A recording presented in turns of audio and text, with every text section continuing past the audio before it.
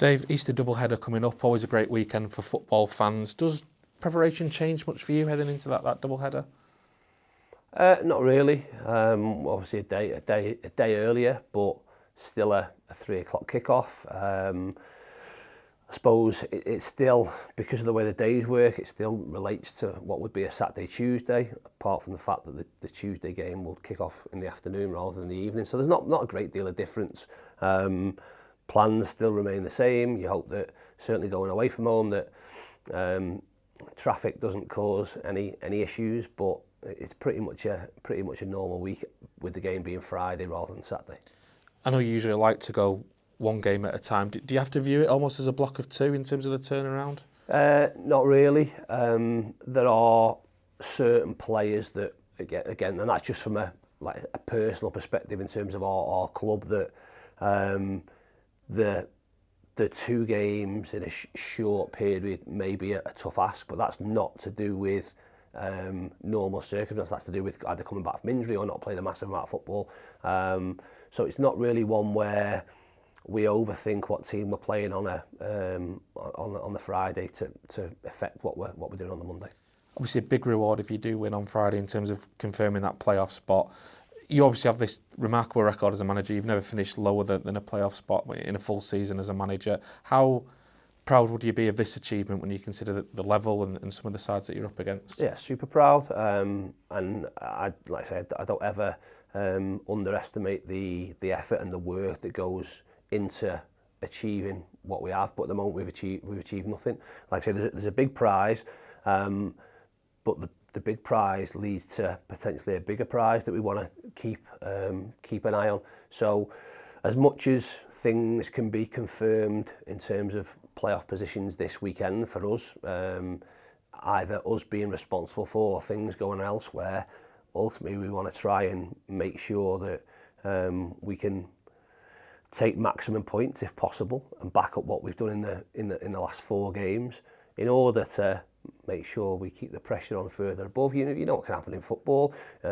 If you were looking at a 5-point swing happening in 4 games over the course of, I don't know, 5 or 6 games, you'd maybe go, nah, it doesn't really happen. But at this time of the year, anything happens, and we know that because of the increase in pressure and the increase in jeopardy, that strange things can happen. People are fighting for different prizes and different objectives, and it's really, really exciting. We've got ourselves in a great position with everything to play for, and regardless of what goes on, we've earned an opportunity to try and achieve our objectives this season, which at the start of the season, like I say, we knew where we needed to be and what our targets would be in terms of what we thought would be attainable, achievable, what would be a push target for us, and what would be, I suppose, the ultimate dream. And at the moment, all them things still remain in place. One thing for certain, you are, alongside Charlton, the form team right now in the top 6, just 2 defeats in your last 17, I think it is, in the league. How important is that momentum at this stage of the season now? It's important as you make it, isn't it? Again, I've said this before, it depends what your narrative is. Because, of course, winning games and performing well is always going to put you in good stead going into games where, like I say, the jeopardy increases. But ultimately, I think when you get into the playoff campaign, they are, like I say, a unique set of circumstances. If you look at what you've done over the whole of the season, you then end up playing a home playoff game and an away playoff game, and where you finish dictates what happens there.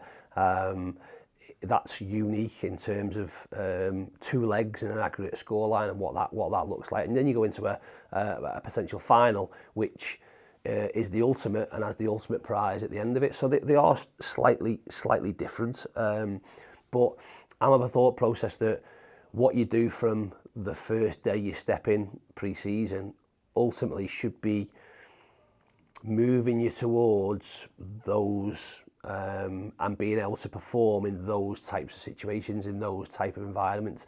It's easy, or not easy, it's easier at the start of the season. I've said this before, when there's plenty of time to make up for your mistakes and things, and the turnaround, or you could have still 40 plus games to, I suppose, eradicate what may be a bad start. The opportunities become less, and when you get into those playoff games, the opportunities might not be there. They might be, like, say, season defining. People talk about season defining games in February, March. Season defining games normally happen in April and May, and that'll certainly, well, hopefully be the case with us. But what we should do is take real confidence, not just from what we've done in the last 3, 4, 5, 10 weeks, what we've done over the course of the season. We've shown on a given day that we can compete with anybody in the league, and we can perform in a manner that will give us a chance of winning every game in the league. So we take that into every game we play, regardless of who the opposition is or when we play against that opposition.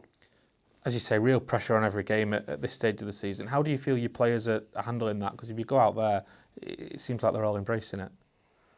Yeah, I think we're fortunate in the fact that we have created an environment and a culture, certainly within here, that's used to winning and accustomed to winning and know what winning looks like and know what it takes. We try and be consistent with our behaviours and how we go about that. Fundamentally, we've got a lot of people that have played in big games at relative levels and know what that looks like, and go into these games knowing that in the past we've performed, and you can only take positive thoughts from those experiences. What you do as well, we've also learned from the experiences where things don't win your favour. So I suppose we know, in the main, we know what it looks like, we know what it feels like, and it's another set of games. As I say, if we'd have been offered this at the start of the season, we'd absolutely taken it. So this isn't something that all of a sudden becomes a shock and a surprise, and we go into it, like I say, fully focused and head on, looking to embrace what's in front of us. Injury-wise, you spoke quite positive last week about players returning. Could we see anyone back from injury over the weekend? Benno will be back in the fold. He's trained last couple of days, and as I say, no reaction, so that's great. Aside from him, probably not. Noiley, again, hopefully we'll train today and we'll make a decision on what he looks like. We've probably got a couple that are progressing pretty quickly, but even progressing pretty quickly, I'm not thinking this weekend, unless there's a situation that arises where we have to make a decision, and having to make a decision, probably, being really honest, puts people at risk, which we certainly don't want to do. So maybe next weekend, or worst case scenario for the Wycombe game, last game of the season. Moving on to Peterborough, and just a quick word on Sam Hughes, obviously on loan there, can't play on Friday, but certainly will have got the game time that you'll have wanted sending him there. How pleased have you been with his progress? Yeah, Hughes done really well. I know they're really pleased with him. They've got a really young team, and to have the experience of Sam in their back line has certainly helped them. You know what they're like as a team, so they are defensively going to be open, and that's how they play. So their organisation and stuff off the ball is important for them. I know he's really helped amongst a young group, and he's got the game time that, like I say, would absolutely benefit him. They are pretty, like I say, unique in how they play and how they go about it, but have threats all over the pitch. We know about them threats, but they'll also know that we're a decent team and in the position we are in for a reason. Yeah, and obviously finishing the season well after a disappointing league campaign, you'd probably say, but obviously on Friday there'll be a bit of a party atmosphere there after retaining the EFL trophy on the weekend. Yeah, it's hard, isn't it? Because when you have or have a model in terms of how they go about it and selling players and the turnover of players, sometimes that's tough, and things take a little bit of time to sort of to get running, and when you sell your better players that have done really well for you, sometimes the following season might not start really well, and to be able to compete for a playoff position year in year out takes some doing when you have the churn of players, and when you add to that, they're really young, and unfortunately at times with youth comes inconsistency. Again, add that then to the potential in January that you lose your best players, the potential, or again, probably a similar scenario to what we had. They lost Poku injured for a good period of the season, who was absolutely flying at the time, and you have to change the dynamic there. So there's loads of things, and you can use them as excuses if you want, or just look at them in reality, that they're genuine reasons as to why things probably haven't gone as they would have hoped. I think everyone would have looked at, and we certainly did, when we were over the Christmas period. I think we played Peterborough, Huddersfield, Rotherham, the teams that had come down and teams that were obviously in the playoffs last year. You thought it was going to be really tough. This weekend's the same. We're playing a team that's relegated from the Championship, who everyone would think would be higher than they were and would be competing right at the top, and the team that probably on paper is the most dangerous team in the league in terms of how they play, and one that, because of their unpredictability and the openness in which they play in, would be a huge threat, knowing that they're going to score a lot of goals and they're probably going to concede quite a few goals, and getting that balance right. That balance hasn't just been right for them for like I say, for a number of reasons, but they still remain a huge threat in terms of how they play.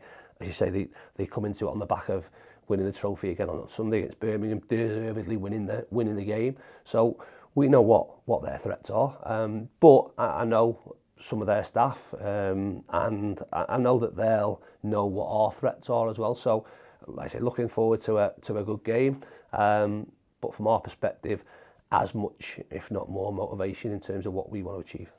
And in terms of those threats and how they go about it, what is the key to countering that? Is it about control and stopping it becoming a basketball game, or do you almost embrace the chaos a little bit, knowing that you're a threat in transition yourself? It depends. You can go about it different ways, can't you? And that's the beauty of football. And I imagine that the way I envisage it, the game will take on different looks at different periods. One thing's for certain, you know that they're going to play in possession. They're going to look to play out. They're going to look to try and isolate in wide areas and create 4v4 opportunities on the top line if they can.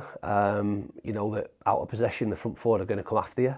So you again, I suppose you can go about it lots of different ways in terms of whether you look to play through, whether you look to play beyond and counter press.